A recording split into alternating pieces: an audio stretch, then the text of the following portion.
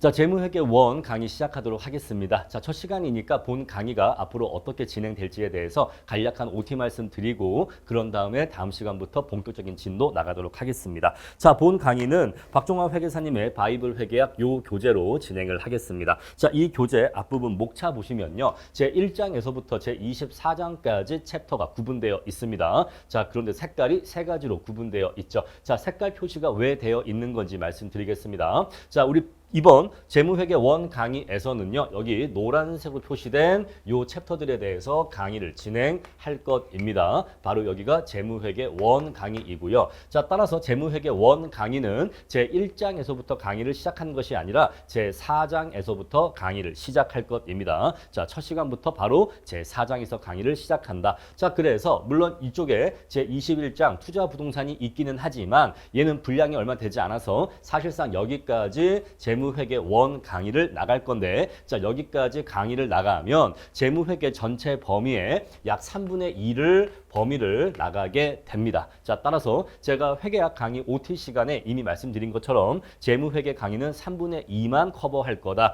뒤쪽 3분의 1은 하지 않을 거다라고 말씀드렸어요. 자, 우리 그래서 이 뒤쪽 하얀색 글씨로 적혀있는 이 뒤쪽 3분의 1은 강의를 진행하지 않습니다. 아시겠죠? 자, 이 부분 진행하지 않아도 절대로 불안해하실 필요가 없습니다. 아시겠죠? 여기 3분의 2 범위에 대해서만 공부를 기본적인 공부만 해주셔도 회계학 50점 이상 충분히 나옵니다. 자, 그래서 이 뒷부분 3분의 1은 공부를 하시기를 권장해 드리지 않습니다. 자, 그런데 이번 25년도 1차 시험 때까지는 여기 뒷부분에 대한 강의를 아예 진행하지 않을 건데, 하지만 강사로서는 언젠가는 이 부분에 대한 강의를 혹시 너무너무 불안해하시고 너무너무 나는 이쪽도 난 꼭 굳이 공부하겠다라는 분도 계실 수가 있겠죠. 그래서 이 부분에 대한 강의는 25년도 1차 시험 이후에 이 부분에 대한 강의를 추가로 업로드를 할 것입니다. 하지만 여러분들은 25년도 1차를 공부하실 거고 25년도 1차 대비로는 요 16장 이하는 강의 진행하지 않는다는 거, 그거 말씀드리겠습니다. 자, 그래서 여기까지 강의 진행할 거고 여기에 대해서만 공부를 충실히 하셔도 회계학 50점 아무 문제 없습니다. 자, 제가 50점 말씀드린 것도 사실은 보수적으로 말씀드린 거지 사실 60점 이상도 아무 문제 없습니다. 자, 그래서 이렇게 나갈 것이고요. 저 앞부분에 파란색 글씨 적어놓은 곳이 있는데 저 파란색 저 부분은 순수한 말문제, 이론 문제 파트이기 때문에 이 파란색 챕터는 기본 강의 2에서 진도를 나가도록 하겠습니다. 자, 저의 회계학 강의는 기본적으로 커리큘럼이 이렇게 이루어져 있다라고 앞선 OT 시간에 말씀드린 바가 있습니다. 자, 이 내용 가볍게 다시 한 번만 더 말씀드리면, 자, 이미 회계원리 강의가 진행되어 있습니다. 완강이 되어서 강의가 업로드 되어 있고요. 다음에 재무회계 원 강의와 원가회계 원 강의, 이렇게 원 강의가 있고, 그런 다음에 투 강의가 있는데, 자, 1차 시험 대비 목적으로는 여기 재무회계 원 강의와 원가회계 원 강의만 수강하셔도 제가 50점 충분히 득점하실 수 있다고 했죠. 제가 그래서 여기다가 50점 적어 놓은 겁니다. 자, 감정평가사 수험생 중에 그 누구도 아무도 회계학과 경제학에서 고득점 받기를 바라는 사람은 없습니다. 자, 감정평가사 시험을 올바르게 공부한 사람이라면 당연히 1차에 최소한의 시간만 투입하고 2차에 한 달이라도 일주일이라도 더 시간을 투자하셔야 돼요. 오늘 제가 어떤 그 남성분 고민 상담을 받았는데 뭐 가장이시더라고, 결혼하셨고 애도 육아하고 계시고 막 그러는데 상담을 하다가 제가 그랬습니다. 자, 어쨌거나 이제 그분 계획은 내년도 동차 합격을 목표하시더라고요. 물론 매우 어려운 일입니다. 어쨌거나 저한테 제가 어려운 일인 건 알고 있습니다만 제가 내년에 동차 합격을 하려면 제가 어떻게 공부를 해내야 됩니까? 라고 물어보시길래, 만약에 정말 동차 합격을 하려면 뭐 이게 본인이 하실 수 있을지 없을지에 관계없이 이렇게 하셔야 된다라고 제가 말씀을 드렸을 때 1차는 3개월 내에 끝내셔야만 합니다라고 말씀드렸어요. 그럼 어쩔 수가 없잖아요. 1년 공부하는데 1년 사이에 1차와 2차를 모두 붙겠다.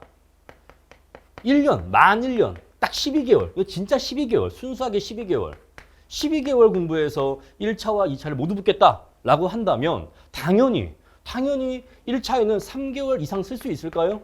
당연히 없는 겁니다. 3개월이 사실은 부담스럽죠. 원래 2개월이면 더 좋겠죠. 그래서 3개월 쓰면 이 차이는 9개월 쓸 수 있는 겁니다. 자, 그래서 물론 모든 분들이, 많은 분들이 꼭 1년 내에 합격을 노리는 건 아니지만 기본적으로 이 이야기에 담겨 있는 기본 컨셉이 뭐냐면 1차에서는 최대한 시간을 줄여서 그 아껴지는 시간으로 2차에 한 달이라도 일주일이라도 더 시간을 투자하셔야 되는 겁니다. 자, 따라서 회계와 경제에서는 50점에서 60점 사이 점수 나오시면은 1차 합격에 아무런 문제가 없기 때문에 이렇게 재무 강의 1과 원가 회계 1 강의까지만 수강하셔도 1차 시험 보시는데 사실상 아무런 문제가 없다라는 것이고, 하지만 강사로서는, 그러니까 제가 자꾸 강사로서 말씀드리는 건 사실 되게 비겁한 거예요. 사실은 되게 비겁한 겁니다. 왜냐하면 사실 여기까지만 강의하고 공부해도 여러분들 합격하시는데 아무 문제가 없거든요. 그런데 강사로서는 어떤 비판이 두렵냐면 빠져있다.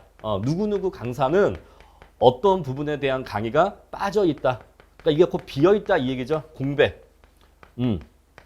이게 어떤 비판의 소지가 될 수가 있어요. 왜냐면 뭐 윤철신 강사는 뭐 뒷부분은 안 한대. 그래서 뭐 거기 문제는 맞출 수가 없대. 뭐 이런 것들이 수험생들로 하여금 불안감을 느끼게 하고 어떤 뭐 타 강사나 뭐 타 학원의 비판이나 공격의 그런 빌미가 될 수 있거든요. 하지만 정말로 제가 용기 있게 자신감 있게 여러분들, 정말 여러분들을 위한 강의를 한다면, 수험생을 위한 강의를 한다면 강사의 명예나 뭐 학원의 인기나 학원의 매출이나 그런 거 신경 쓰지 않고 정말로 제가 용기 있게 강의한다면 사실 여러분들은 여기까지만 공부하시면 돼요.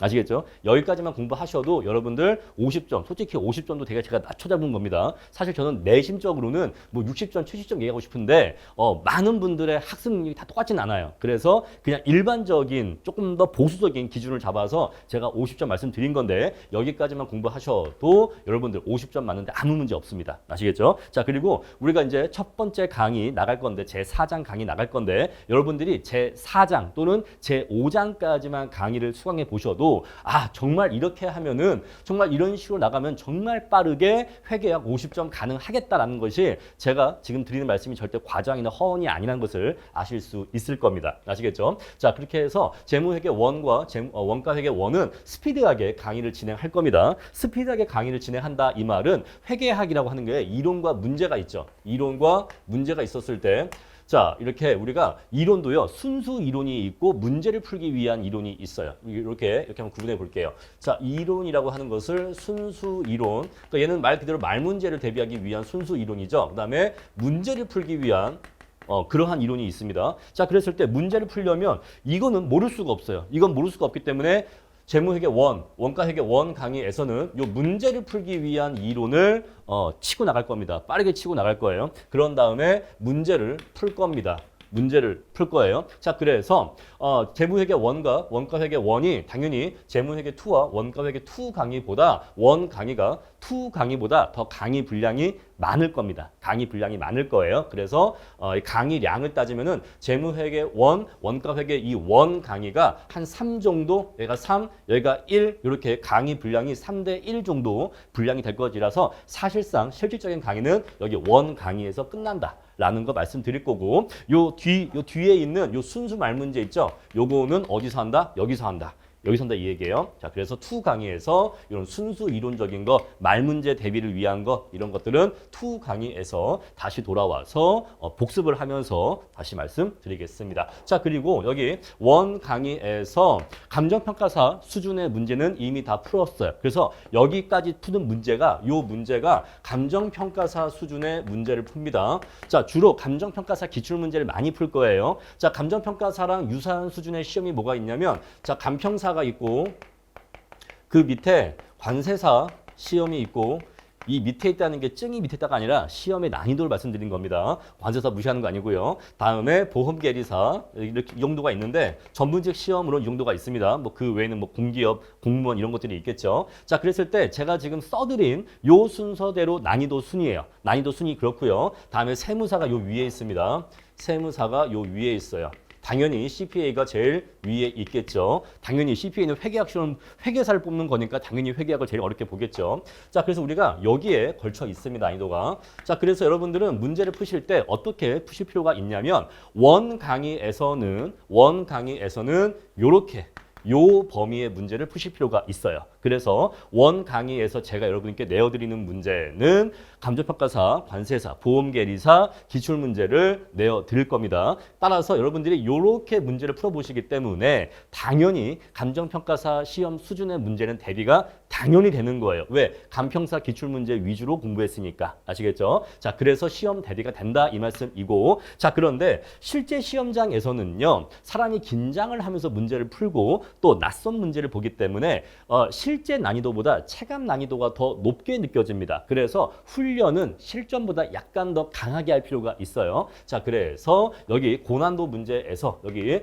재무회계, 원가회계 2 강의에서 요 세무사 수준의 기출문제까지 풀어보겠습니다. 아시겠죠? 그래서 물론 세무사 시험 문제도 모든 문제가 다 우리 시험보다 어려운 건 아닌데 그 중에서 감정평가사 기출 수준보다 약간 더 높은 거, 약간 더 어려운 문제, 약간 도전적인 문제 그 정도 수준까지 2 강의에서 세무사 기출 문제까지 풀겠습니다. 아시겠죠? 자, 이렇게 해서 전체 문제는 보험계리사 문제에서부터 세무사 문제까지 이루어지는데 여기 문제가 원 강의에서 다루어질 것이고 세무사 기출 문제가 2 강의에서 다루어질 거다. 그래서 세무사 기출 문제까지 풀고 나면 우리 시험 이상의 수준까지 대비가 되었기 때문에 그래서 70점 이상이 가능하다라고 말씀드린 겁니다. 아시겠죠? 자, 그래서 강의가 이렇게 진행될 것입니다. 자, 그래서 일반적인 학원가의 강의가 이론 강의, 문제풀이 강의 그렇게 이루어져 있다는 거 저도 알고 있어요. 그리고 그게 굉장히 심플한 분류입니다. 하지만 제가 약간 이렇게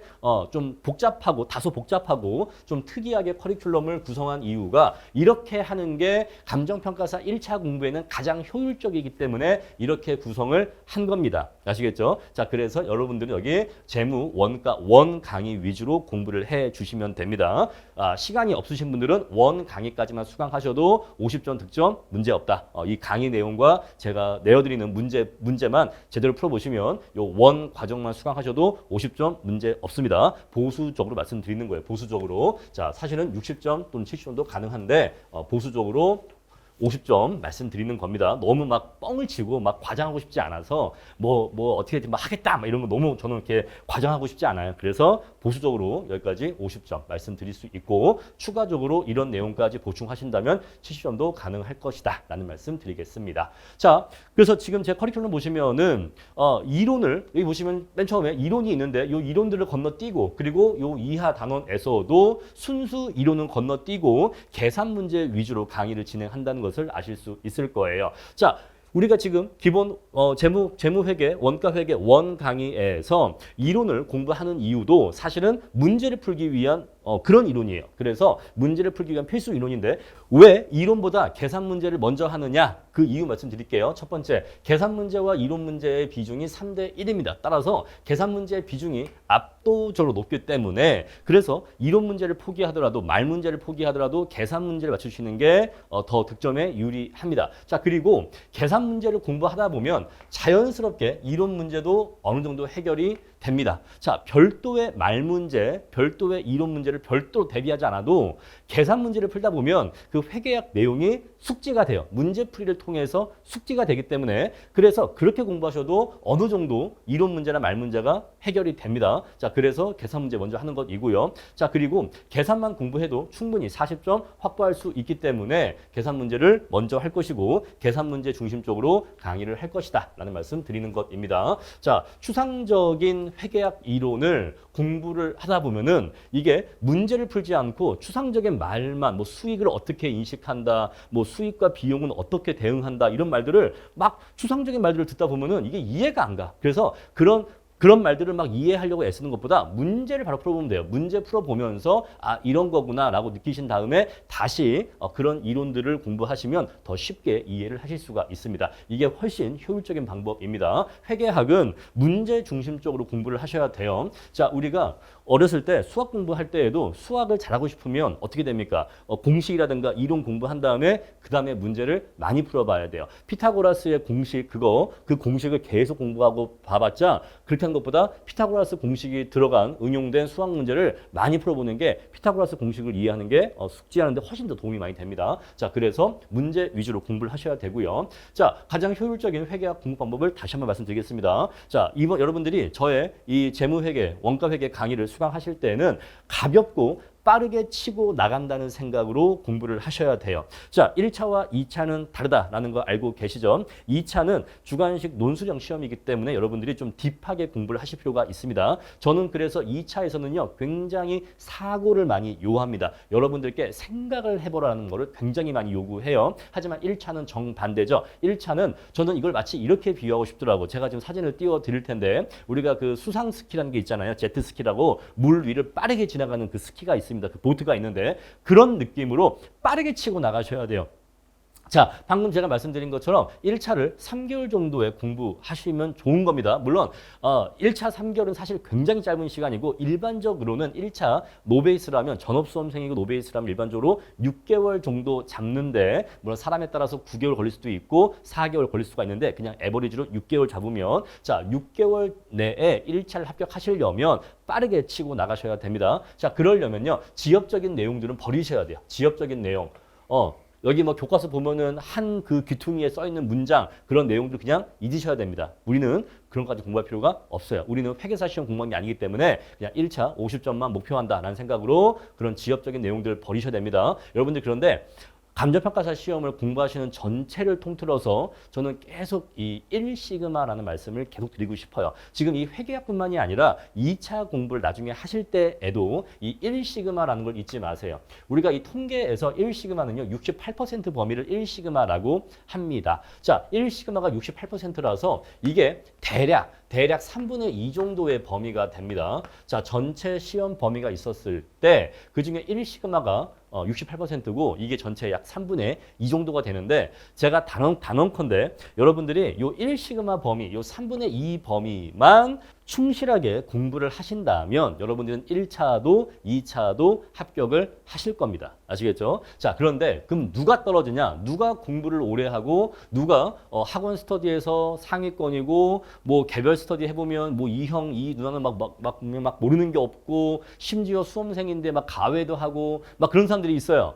그럼 그런 사람들은 대체 왜 그런 것이냐? 그런 사람들은 2시그마, 3시그마 범위를 공부하는 겁니다. 이거 절대 안 좋은 거예요. 2시그마, 3시그마 범위를 공부하는 건 뭐 고수가 된다거나 수험가의 고수가 된다거나 이렇게 될 수는 있지만 단기 합격생은 될 수 없습니다. 아시겠죠? 근데 여러분들은 수험가의 고수가 되기를 원하는 게 아니잖아요. 단기 합격을 원하는 거잖아요. 그렇죠? 자, 그래서 단기 합격을 하고 싶으면 요 1시그마 범위를 붙들어 매셔야 돼요. 하지만 여러분들이 1시그마 범위를 붙들어 매실 때 공포와 두려움이 밀려올 겁니다. 분명히 주변에서 너 그거밖에 안 봐? 너 이것도 봐야 되는 거 아니야? 또는 남들은 막 이런 것도 하고 막 이런 것도 하는데 나도 저런 거 해야 되는 거 아니야? 라는 의심과 걱정과 불안감이 계속해서 여러분들을 괴롭힐 겁니다. 그 불안감을 이겨내셔야 돼요. 그래서 2차 시험은요. 왜 학창시절에 공부 잘했고 그랬는데 왜 정작 뭐 강평사 시험이나 이런 전문직 시험에서 합격을 못하고 떨어지고 공부를 오래 하고 그런 이 언밸런스한 경우가 있어요. 왜 그러느냐? 여러 가지 이유가 있겠지만 그 중에 한 큰 이유가 바로 이 심리적 불안정이에요. 이 멘탈이 흔들리는 겁니다. 불안감. 저는 불안감이 굉장히 현대인들도 문제가 있지만은 특히 수험생들의 요새 불안도가 굉장히 높아요. 불안도가. 왜냐면 유튜브에서 너무나 자극적인 내용들을 너무 많이 봤거든요. 유튜브에서 항상 광고하는 게 뭐예요? 항상. 이 유튜브 이건가? 유튜브. 맞나? 유튜브에서 항상 뭐 여러분들 알고리즘에 뜨는 게 뭡니까? 뭐 1년 만에 합격, 뭐 생동차 합격, 뭐 저는 뭐 직장 다니면서 1년 만에 합격했어요. 저도 뭐 생동차로 합격했어요. 막 그런 초단기 합격 사례들을 여러분들이 많이 접하시다 보니까 그게 정상으로 보여. 그게 일반적으로 보이고 그게 되게 흔한 케이스로 보이고 그게 에버리지로 보여요. 그게 에버리지로 보입니다. 여러분 그러면 그 학원에서는 4년차, 5년차, 6년차 합격생이 없었겠습니까? 있었겠죠. 근데 왜 그런 사람들은 인터뷰 안 합니까? 왜 그런 사람들은 저는 4년 걸렸어요. 저는 6년 걸렸어요. 왜 그런 영상들은 잘 뜨지 않는데 왜 1년 생동차 뭐 이런 것들은 막 뜰까요? 그렇게 해야 시험이 쉬워 보이잖아요. 그렇게 해야 시험이 쉬워 보이니까 더 많은 수험생들이 유입될 거 아니겠습니까? 그래야 학원이 매출이 늘겠죠. 그래서 저는 이거 동의하지 않습니다. 동의하지 않아요. 사실 그분들이 정말로 1년인지 뭐 생동차인지 그것까지 제가 알 수가 없으나 그런 사례가 있다 하더라도 저도 있었어요. 저도 제가 18기 때 붙은 제 같이 잠깐 공부했던 뭐 친하지는 않지만 그냥 같이 공부했었던 안면 정도가 있는 지인이 있는데 그 친구가 정말로 1년 걸렸어요. 만 1년.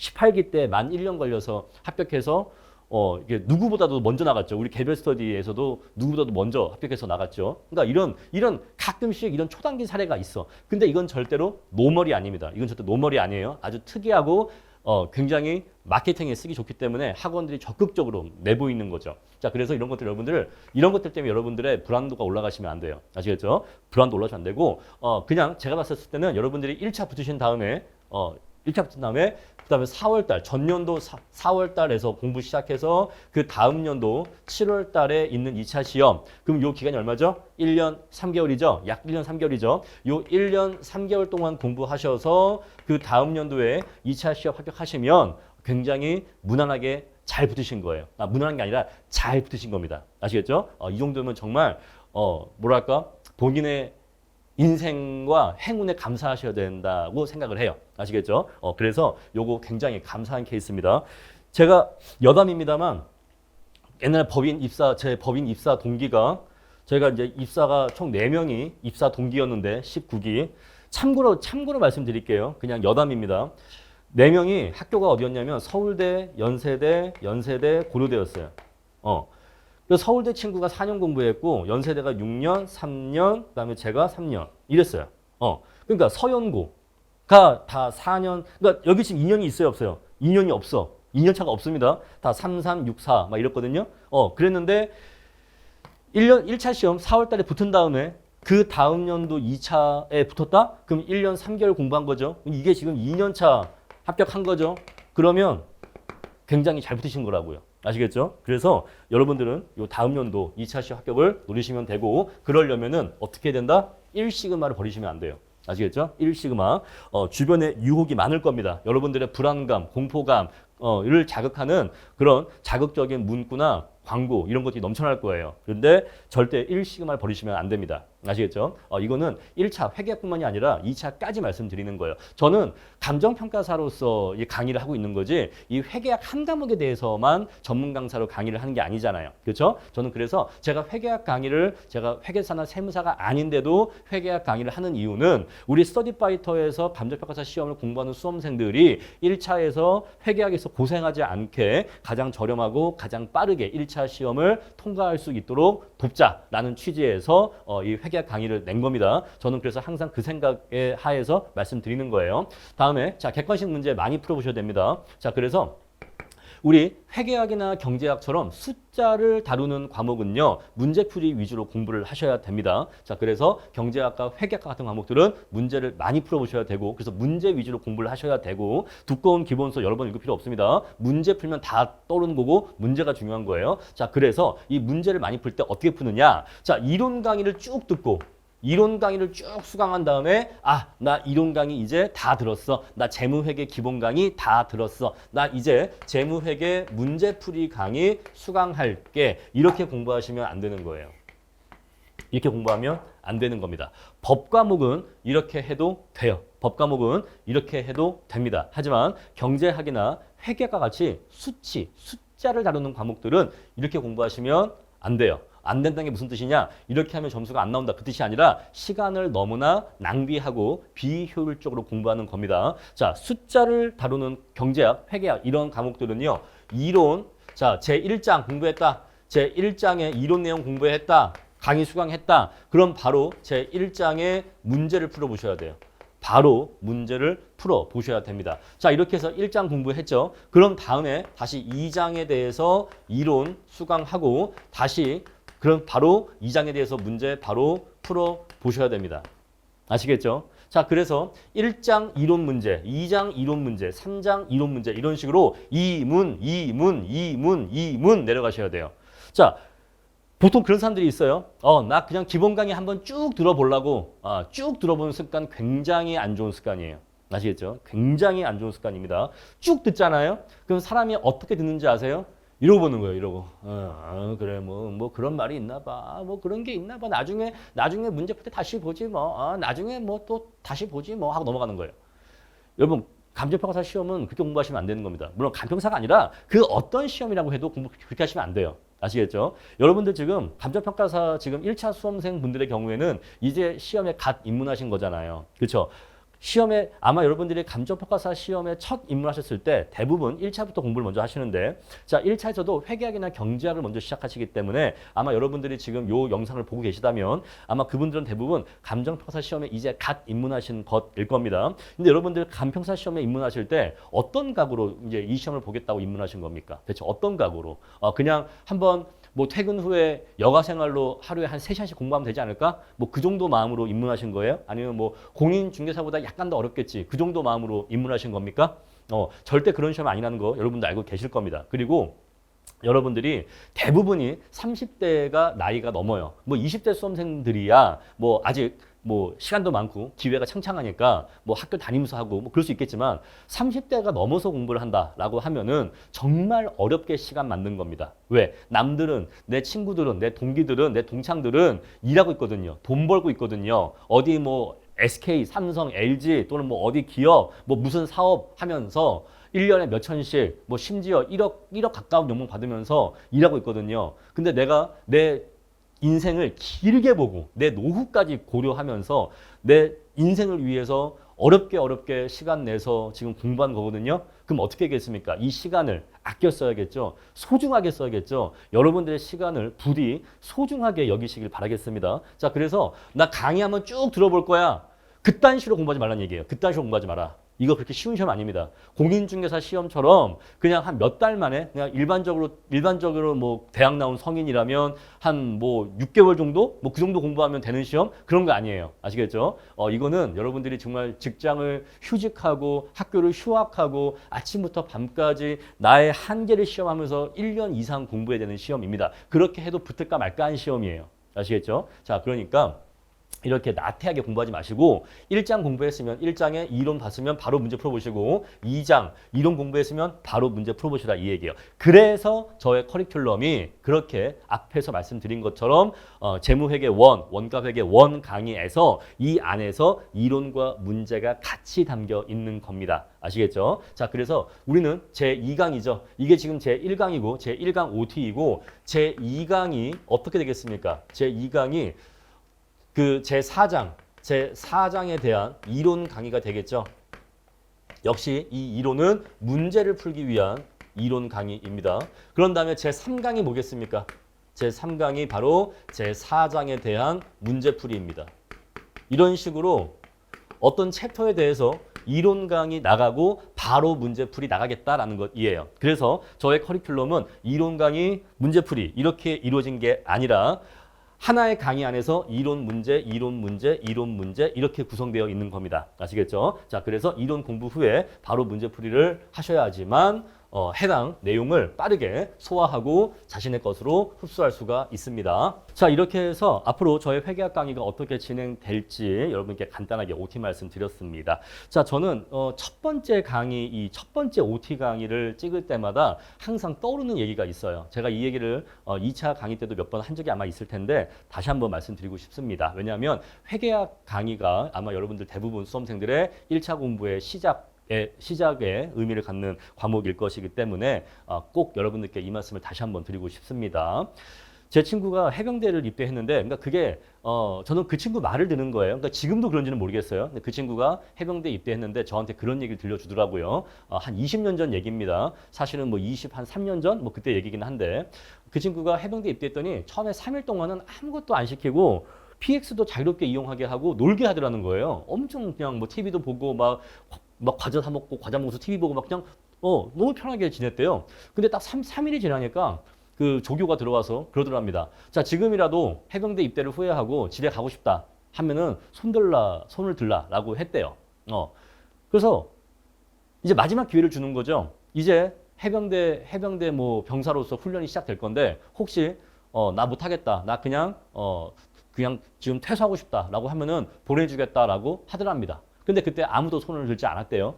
그래서 이제 딱 아무도 없다는 걸 확인한 직후에 바로 뭐 이게 뭐 이렇게 공개적으로 말을 해도 될지 모르겠지만 이제 쌍욕을 하면서 엄청 소리를 지르면서 야이씨 하면서 바로 이제 본격적인 이제 생활이 시작되었다 하더라고요. 사실 지금 이 OT까지가 여러분들한테 그 3일의 시간이지 않았나라고 생각을 해요. 여러분들 뭐 혹시 회계원리 공부하시고 이제 오셨겠죠? 아마 그 회계원리와 이 OT 강의까지가 제가 여러분들께 드린 그 3일의 시간이지 않았나라고 생각을 합니다. 그래서 여러분들이 공부하시다가 결국 흐지부지 하실 거거나 포기하실 거면은 지금 당장 책을 중고 장터에 올리시고 강의를 환불하시고 지금이라도 뭐 학교, 직장, 뭐 가정으로 돌아가시는 게 여러분들 인생에 좋으실 겁니다. 시험이라고 하는 거는 결과가 OX밖에 없습니다. 시험은 결과가 OX밖에 없어요. 이거는 수능 시험과 다릅니다.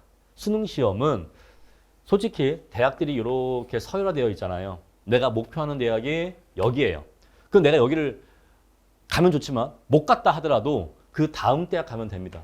그리고 여기도 못 갔다? 그러면 그 다음 대학 가면 됩니다. 그잖아요. 수능 시험은 그래요. 대학을 들어갈 수 있다 없다의 문제가 아니에요. 그죠? 수능 시험은 내가 원하는 대학 어디까지 위로 올라갈 수 있냐 그게 문제인 거지 대학을 갈 수 있다 없다의 문제가 아니에요. 그런데 수능 시험이 아닌 이런 전문직 시험 그리고 뭐 5급 공채와 같은 임용 시험 그런 것들은 오로지 결과가 OX만 있습니다. 이 중간에 세모, 아깝네요 이런 게 없어. 이 세모가 없다는 거예요. 세모가 없어요. 이러한 전문직 시험은 오로지 결과가 O와 X밖에 없어요. 그러면은 꼴등의 O 중에서 꼴등, 그리고 X 중에서 1등.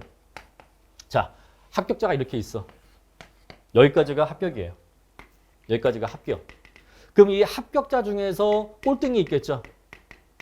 그리고 떨어지는 사람 중에서 1등이 있겠죠. 떨어지는 사람 중에 1등이 있겠죠. 이 사람과 이 사람은 한 끗 차이가 아니에요. 공부라든가 점수라든가 노력 이런 것들은 한 끗 차이였겠지만 그 결과는 한 끗 차이가 아닙니다. 극과 극이에요. 결과가 극과 극입니다. 여러분들 앞에는 오로지 결과가 O 또는 X밖에 없어요. O, X밖에 없습니다. 그런데 현실적으로 말씀드리면 대부분 절대 다수의 수험생분들이 요 X예요. 만약에 본인이 X인 줄 알았으면 애초에 공부 시작 안 했을 겁니다. 저도 간평사 수험생일 때 간평사 공부 시작한 거 후회 많이 했습니다. 왜? 도저히 어떻게 해야 붙을지를 모르겠어갖고 너무 답답하고 두려워서 저도 이 시험 애초에 공부한 거 후회 많이 했습니다.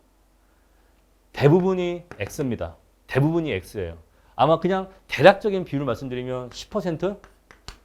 여기가 뭐 90%라고 보시면 될 것 같아요. 1대 9입니다. 10명 중에 1명이 붙고 10명 중에 9명은 고생만 하다가 떨어집니다. 그러면 내가 여기에 속할 건지 여기에 속할 건지 생각을 해보셔야 돼요. 근데 이거는 누가 결정해 주는 게 아니에요. 여러분들의 노력, 여러분들이 어떻게 공부를 했고 얼마나 강사의 말을 신뢰하고 강사의 커리큘럼을 잘 따라왔느냐에 따라서 이거가 갈립니다. 아시겠죠? 자, 그래서 저는 여러분들이 당연히 여기에 속하시기를 바랍니다. 그러려면은 아까 제가 말씀드린 것처럼 불안감을 통제하세요. 본인 마음에 끝없이 자기를 괴롭히는 불안감. 근데 그 누구도 괴롭히는 게 아닙니다. 자기가 자기를 괴롭힙니다. 자기가 자기를 괴롭혀. 계속 물어봐. 내가 될 수 있을까? 될 수 있을까? 이게 지금 뭐 정해진 겁니까? 이게 운명이에요? 간평사 시험은 그 운명이 정해져 있는 게 아니에요. 태어날 때부터 너는 간평사에 합격할 아이, 넌 절대로 못 붙을 아이 이렇게 정해져 있는 게 아닙니다. 본인이 어떻게 공부하느냐에 따라서 합격할 수도 있고 불격할 수도 있는 거죠. 그잖아요. 본인이 만드는 건데 마치 뭐 무속인이나 샤머니즘처럼 그냥 그 결과가 궁금한 거야. 그래서 강사한테 물어본 게 그겁니다. 제가 붙을 수 있을까요? 제가 어떻게 합니까? 카카오톡으로 평가사님 상담 드리고 싶은 내용이 있습니다. 그럼 그 상담 내용이 뭔지 아십니까? 말은 상담이지 사실 상담이 아니에요. 예언이에요. 예언. 저한테 오라클을 맡기는 거예요. 저한테 신탁을 맡기는 거라고요. 그러면 제가 마약을 먹고 막 이렇게 흔들흔들 춤을 추다가 당신은 합격해 이런 식으로 신탁을 내려주기를 바라는 거예요. 뭐 자기소개를 간단히 해요. 몇 살입니다. 뭐 몇 살이고 직장인이고 이렇게 공부하고 있습니다. 제가 내년에 뭐 2차 합격을 노려보려고 하는데 합격할 수 있을까요? 제가 어떻게 합니까? 모릅니다. 그 정답은 오로지 여러분들의 열정, 노력에 달려있는 겁니다. 여러분들이 어떤 노력, 어떤 열정을 갖고 공부에 달려있는 거지 제가 딱 점괘를 보니까 당신의 운명은 합격할 운명입니다. 그런 건 제가 모릅니다. 아시겠죠? 학교가 막 엄청 좋은데도 못 붙는 사람이 있습니다. 그런데 그렇지 않은 반대 케이스도 있어요.